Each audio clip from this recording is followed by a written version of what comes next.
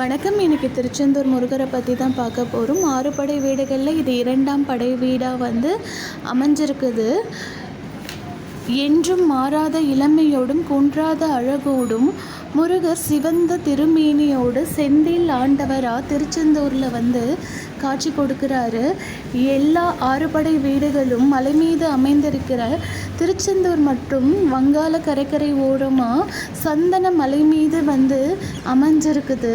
நக்கீரரால் பாடப்பட்ட திருமுருகாற்று படையில் சீலவாய் ஜெயந்திபுரம் என்று இந்த இடம் அழைக்கப்படுது. அருணகிரிநாதர் இங்கே திருப்புகழ் பாடியிருக்கிறாரு. முருகர் இங்கே 2 கோலங்களில் காட்சி தராரு. தெற்கு பக்கம் சண்முகராகவும் கிழக்கு பக்கம் பாலசுப்ரமணியராகவும் நமக்கு காட்சி தர்றாரு.